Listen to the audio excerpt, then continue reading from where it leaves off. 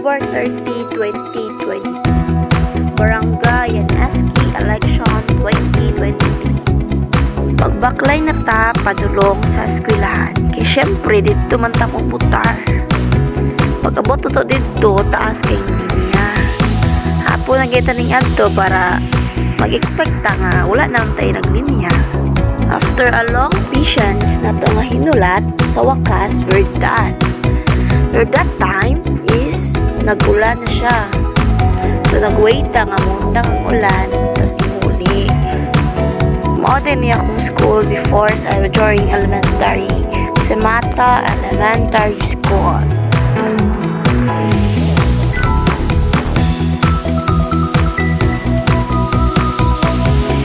That's end my day on October 30.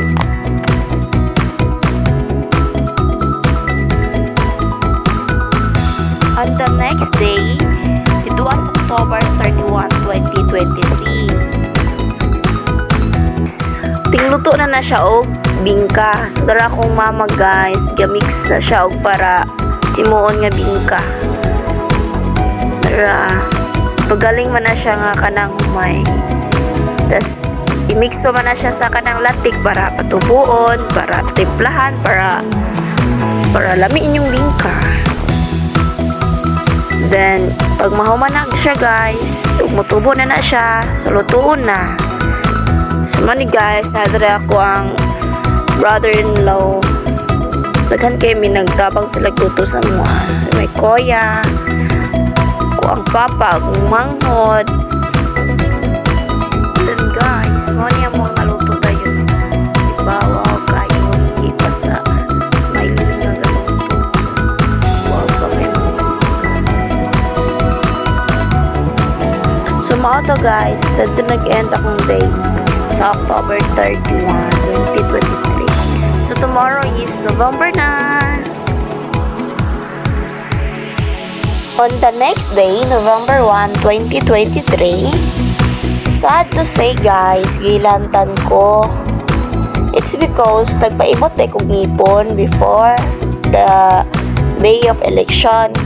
Tapos, on October 31, you know na guys, gapil-apil ko nilang mama og luto og bingka. So siguro na bughat. So guys, pagmata na ko guys, labad na kaya akong ulog guys. Ilantan ako gayo guys. Gitakigan ako, tapos moto guys, that day wala ko inahimo nga trabaho guys, da ako natulog.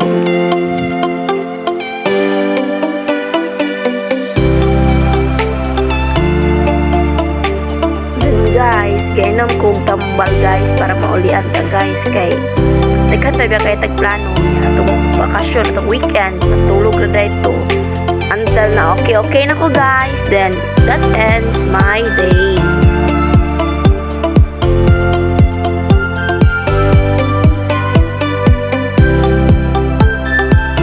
On the next day guys is November 2 na.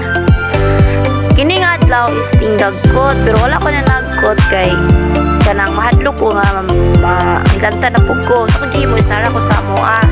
So na may luto outfit sa mua, so nagbantay na lang ko luto. Maka-income pa ko. Sumuna akong trabaho guys from 7 AM until 8:30 PM. So, mag-accommodate ra sa mga mupatan og sword dress.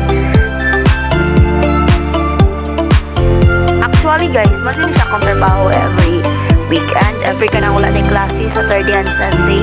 Kaya kung adlaw ni is 200 plus, so may na lang iyagamantay na ako'y allowance. Double kayod kita guys kay para sa tong future.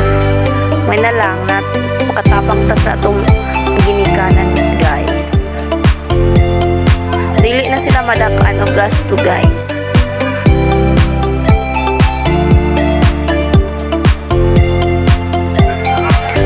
As usual guys, that ends my day.